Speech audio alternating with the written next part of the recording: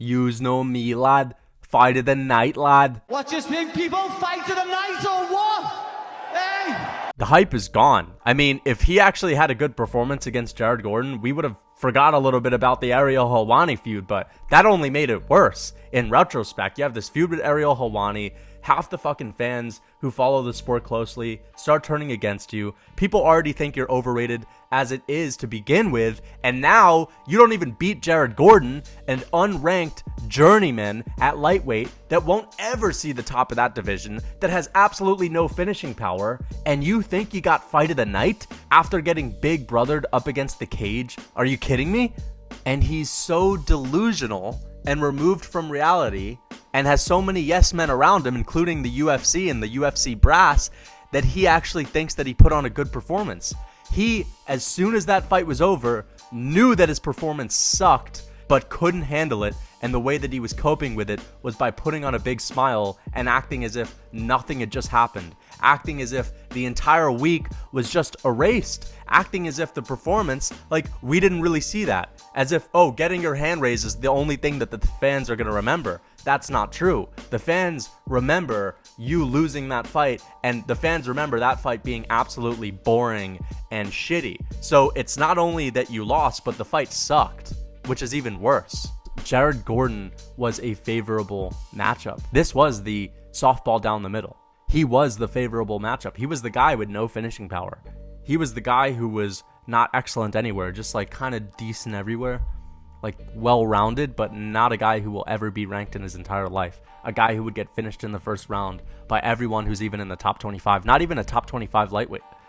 This was the setup moment for Paddy Pimblett to really break out. The UFC gave him one of the easiest opponents they could find. It was Paddy Pimblett's UFC pay-per-view debut on American soil, the first time he ever fought in front of the American fans. He had a lot of hype going into this fight, not only because of his feud stirring with Ariel Helwani, but also because this was his big moment on a pay-per-view, a co-main event in the US. This was supposed to be the softball right down the middle for him to hit out of the park. The UFC was setting him up with a guy in Jared Gordon with absolutely no finishing power whatsoever, a guy with no finishes in the UFC, and Paddy Pimblett just got exposed. And I know that going into this, no one thought of Paddy Pimblett as a future champion. No one could look at his skills and ever say that he can be a UFC champion. So you have to be a little bit delusional, or you just have to be taking a massive leap of faith to think that Paddy Pimblett has the skills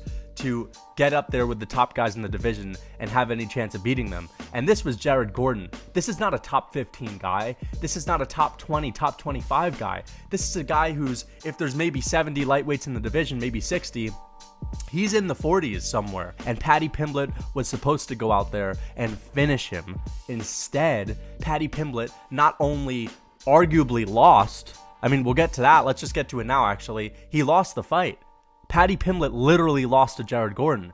It was a close first round, but a contested first round. The second round, I would give that to Jared Gordon. And the third round, I would also give that to Jared Gordon. And despite his few finishes in the UFC, his UFC debut, which was great, Jared Gordon literally just derailed his hype. And he didn't even win.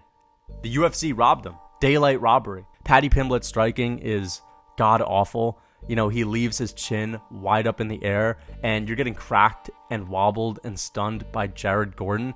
It's insane. I mean, I was watching that fight in the first round, and I was texting my friend, and I was saying, hey, man, this guy leaves his chin wide open, and if he were to ever fight anyone who is near the rankings, let alone not even in the rankings, just near the rankings, he's going to get flatline KO'd. He's going to get knocked out, and he doesn't have wrestling either. He doesn't have very good wrestling. Sure, he has some judo and he's got great jiu-jitsu, but he can't really take the fight there. And then he had the nerve to get on the mic when the fight was all said and done to say, "Yous know me, lad, fight of the night," as if he had just put on a great performance. I mean, he literally got held up against the fence for 4.5 minutes of the 5th round and somehow won because he got the back. He got the better of Jared Gordon. They had a little bit of a scramble. He landed up on top and then was able to get on the back of Jared Gordon and do nothing with it. I understand damage wins fights. I just watched Danny Sabatello versus Rufian Stotts in Bellator. That's an example where Danny Sabatello is grappling and has a lot of control time, but literally has 0 damage, like literally no strikes. And Rufion Stotts was able to win rounds where he was getting controlled for the majority of the time, just because, right, his opponent isn't landing strikes at all. And when there are exchanges on the feet, he was able to get the better of him. Paddy Pimblett literally did nothing in the 5th round, was able to steal that round. It makes no sense. And both the other rounds were close, but I gave Jared Gordon another clear round out of the 1st and 2nd. So, I mean, it's just kind of sad to me how this was his moment to get a big finish on the pay-per-view.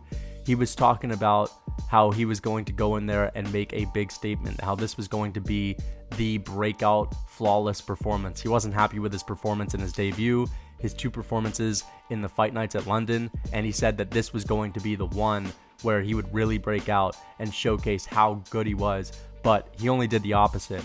And as someone who wants the UFC to get another big star, as someone who will be rooting for the potential stars so that the UFC has a chance to get someone who just has a glimmer of what Conor had. You know, I mean, Conor back in the day in 2015 had like 9 million followers. And this is before he was a double champ. This was like right after he beat Jose Aldo. Of course, a big star, but it didn't take him that long to really blow up. And people are overestimating these guys like Paddy Pimblett and Sean O'Malley. But at least Sean O'Malley can actually put on some good performances. But you get a guy with a good personality like Paddy Pimblett, unlike Sean O'Malley, who's barely got a personality. I mean, he makes decent content, I'll give him that, but terrible on the mic, terrible at press conferences, not a very confident guy. Puts on great performances and actually is one of the best fighters in his division. Paddy Pimblett, great personality, but like not even top 30 in his division. Like put him up against a guy who's, you know, ranked outside of the top 20. He's getting finished by all of them. Terrence McKinney, forget about it, finishes him. Paddy Pimblett, there's no chance this guy can get into the rankings. He's 27 years old. You know, he's still young, but he's been fighting for a while now. Like this guy has been fighting for a long time. If you guys don't know, he turned down a UFC contract a few years before he joined the UFC because he didn't think he was ready.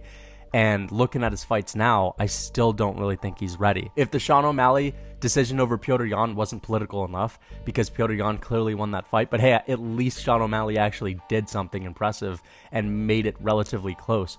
Whereas Paddy Pimblett literally just got beat. And I don't think there's a single person on this planet that can make an argument as to why he won that fight. He lost that fight, and he lost that fight in a boring fashion. Like his opponent made it boring and did nothing exceptional.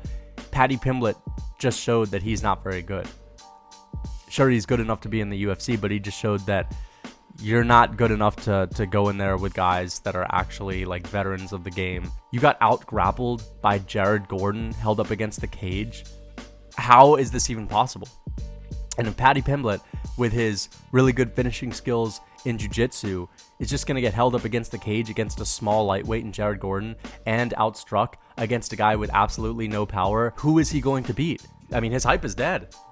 I at least thought maybe he could be ranked someday, maybe make it into the top 15, maybe beat a few guys out right outside of the rankings. He has good finishing skills.